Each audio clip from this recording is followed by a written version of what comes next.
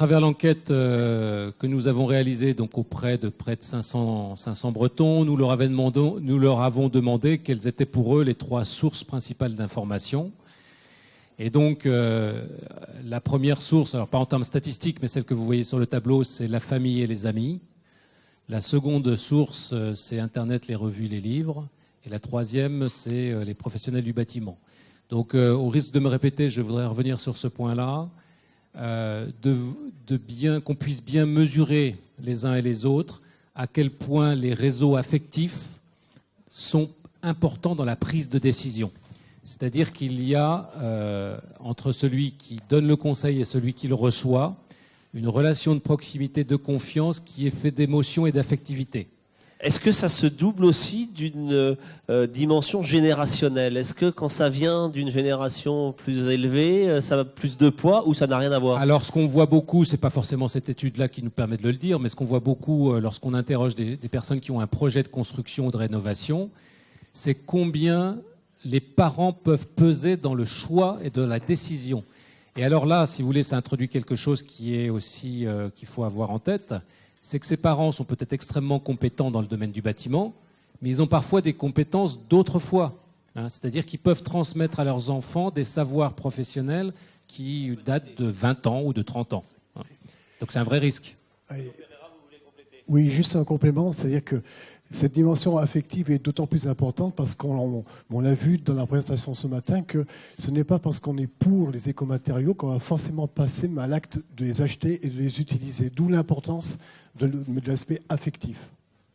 Et donc dans l'affectivité, pour rebondir sur ce point-là, s'il y a de l'affectivité dans la relation avec les parents, il y en a aussi dans la relation avec les matériaux. C'est-à-dire les matériaux doivent se rendre sensibles d'une certaine manière. Il y en a qui sont plus rêvés que d'autres, c'est ça aussi? C'est une question évidemment de marketing du produit, bien sûr, mais il doit raconter quelque chose, il doit donner le sentiment qu'on vit une histoire à travers ce produit et que finalement, il fait partie de notre quotidien. Donc, si vous voulez, ce qui est particulièrement intéressant, c'est de voir comment un matériau arrive à passer un message au consommateur lui disant finalement je suis le produit d'un territoire, je pense à nos matériaux qui nous intéressent ici, et je suis le produit d'une histoire dans laquelle tu peux te reconnaître. Et ça c'est extrêmement important dans la construction du marketing du produit. Ça c'est l'image qui va. C'est l'image qu'on appelle le storytelling en tant que le récit, bien c'est sûr, ça. Le récit autour du produit.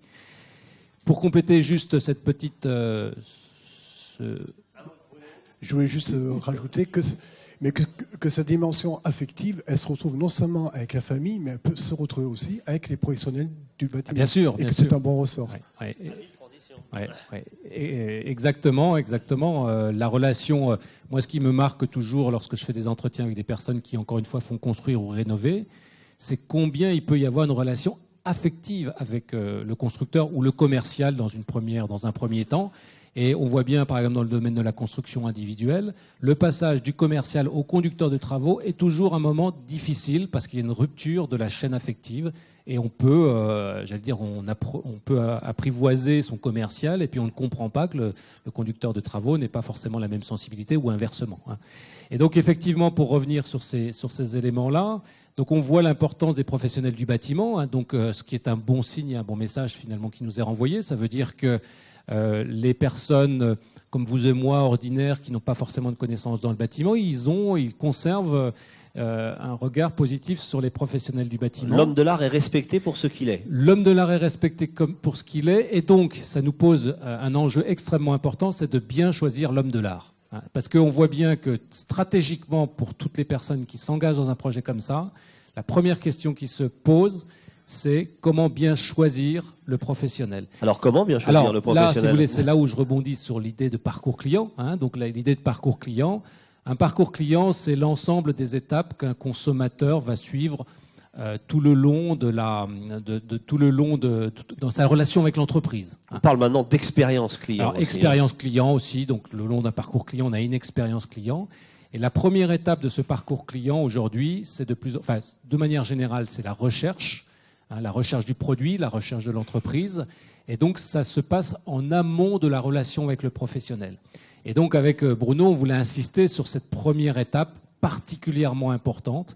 Et là, la statistique nous le dit, 42% dans ce chiffre-là, mais je lisais il y a peu de temps dans la presse des chiffres qui sont à peu près les mêmes. On voit bien qu'aujourd'hui, si tu n'as pas de site internet, t'es mort, c'est ça?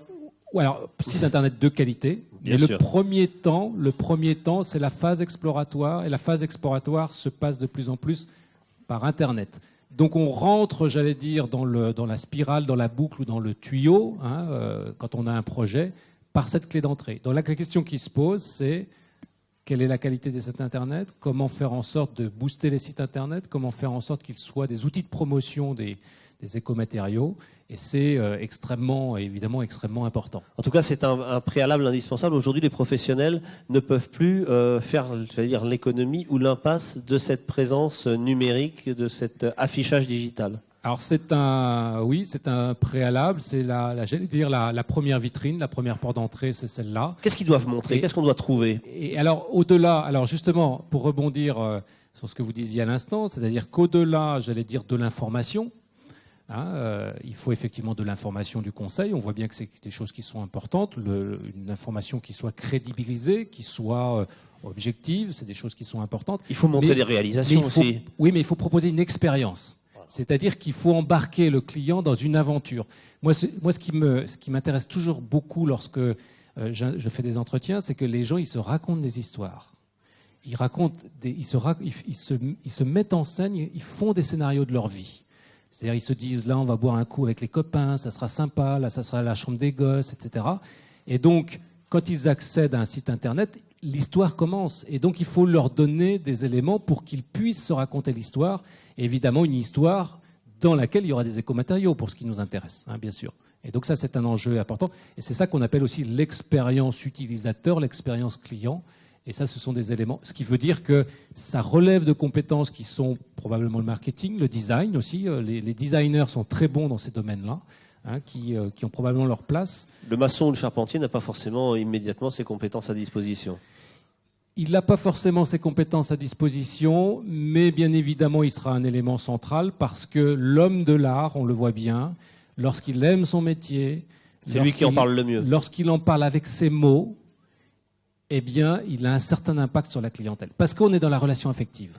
Quand on est en Bretagne, justement, et que l'on est confronté aux défis que vous venez de rappeler, est-ce qu'on peut jouer collectif sur ce point-là? Est-ce qu'il est possible de mutualiser les savoir-faire, peut-être de se rapprocher entre... On a eu tout à l'heure l'intervention du représentant, je ne sais pas s'il est encore dans cette salle, du réseau Paille, en disant si vous avez des soucis, appelez-nous, parce que nous, la force du réseau, c'est qu'on peut justement mutualiser, etc. Est-ce que là, il n'y a pas une carte à jouer dans cette direction-là? Dans cette étude qu'on a réalisée ensemble, on montre justement qu'il existe en Bretagne une multitude de bricoleurs militants, d'experts, de professionnels, qui, s'ils mutualisent leur savoir et leur capacité d'innovation, peuvent être une force de frappe extrêmement intéressante.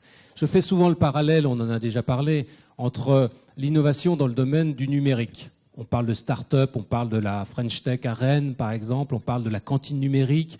On voit bien qu'il y a toute une émulation autour de ces innovateurs qui font du code, pour aller vite. Mais quand on transpose dans le domaine qui nous intéresse à nous, tous ceux, et vous en êtes les acteurs, tous ceux qui font de l'expérimentation sur de la paille, sur du chanvre, sur du bois, etc., peu importe le domaine, d'une certaine manière, qui font des essais, des erreurs, et de l'essai-erreur, c'est aussi de la R&D à l'échelle territoriale et de ce qu'on appelle l'open innovation dans le domaine de l'innovation. Et donc ça, c'est extrêmement important à fédérer, à faciliter et à accompagner. Et ça, c'est peut-être le rôle d'ailleurs d'acteurs institutionnels. Justement, dans ce domaine-là, est-ce que vous avez identifié des besoins ou des priorités? Est-ce qu'il y a des points sur lesquels il convient de mettre l'accent en premier dans cette sensibilisation du client, du grand public? Quels sont les points incontournables? Nous, ce qui nous paraît extrêmement important, c'est cette question du site Internet, on en parlait. Mais à notre avis, ça va au-delà de cette question-là. C'est-à-dire que ce n'est pas un simple outil Internet, c'est un portail, c'est autre chose. Voire une plateforme, au sens où on l'entend pour, peut-être que ça vous choquera, mais pour Airbnb, pour des opérateurs comme ça. Il y a un vrai travail de mise en connexion sur lequel il faut réfléchir, autour duquel il peut y avoir des contributions des professionnels eux-mêmes, voire des particuliers, des clients. Hein. C'est un élément qui semble extrêmement important. Sur cette participation des clients, des contributeurs, ce qui est la fin du parcours client d'ailleurs. Oui, ce que je voulais rajouter par rapport à ce que tu viens de dire, c'est que quand on parle de parcours client, ils sont tous différents selon les 6 types de personnages qu'on vous a montrés. Et c'est vrai que dans la diapo qu'on a montrée aussi ce matin, vous avez vu qu'il y avait des proportions qui sont différentes selon le type de personnage. Et entre autres, les 2 plus importants, c'est les jeunes accédants, et puis, le second, c'est les autres jeunes, c'est les pressés. Les accédants et le jeune couple pressé. Donc ceux-là, c'est les plus importants. Et Stéphane a bien précisé que ce sont des gens qui ont besoin d'être rassurés. Et d'autre part, ce sont des gens qui sont jeunes.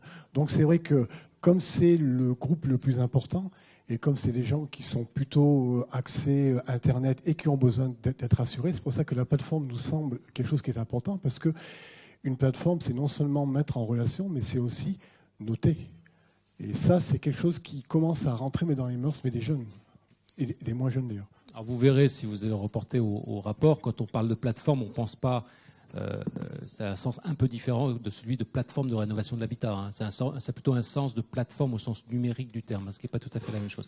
Et donc juste peut-être pour conclure, la première étape est extrêmement importante et la dernière étape d'un parcours client est extrêmement importante. La dernière étape, c'est vous avez acheté le produit, vous l'avez consommé, vous allez en parler. C'est bien pour ça que la relation de bouche à oreille avec la famille est extrêmement importante. Mais aujourd'hui, il y a quelque chose qui permet de faire du bouche à oreille à la vitesse, à la puissance X. Les réseaux sociaux. Les réseaux sociaux, l'Internet. Et donc, on voit bien que la boucle doit se boucler. C'est-à-dire que là aussi, on est dans une économie circulaire de l'information. Vous voyez, ça doit se boucler. C'est-à-dire que le consommateur satisfait doit devenir l'ambassadeur des économies. Il est prescripteur. J'ai construit ma maison en paille, qu'est-ce que je suis content, j'en parle autour de moi. Et évidemment, les bricoleurs militants, voire les enthousiastes, voire d'autres personnes qui sont très investies sur cette question-là, peuvent devenir contributeurs de sites sur un site Internet pour justement diffuser une information. Alors, si on rêve un peu, est-ce qu'on peut imaginer qu'autour de ces écomatériaux pourraient se constituer des communautés, le mot est à la mode, telles qu'on en voit sur d'autres centres d'intérêt ? Je pense que c'est sans même rêver. C'est déjà le cas. C'est déjà le cas, mais évidemment, plus une communauté est structurée, plus elle est impulsée, plus elle est animée aussi, c'est important. Animée, bien sûr, puisqu'il faut un modérateur, etc. Il faut que ça soit administré, on ne peut pas dire tout et n'importe quoi. Mais aussi, autour d'une communauté, il faut créer de l'événement. Des rendez-vous, comme aujourd'hui, par exemple. Il peut y en avoir d'autres, etc. On voit bien que là, ça a fait venir la presse. Donc, finalement, on crée une actualité, on met les choses à l'agenda, etc. Et donc, c'est cette dynamique-là qu'il faut pouvoir impulser. C'est comme ça aussi qu'on fait du collectif. Et c'est par le collectif qu'on le fait. Et ben voilà, c'est une présentation très, très concrète qui donne des tas de pistes d'action.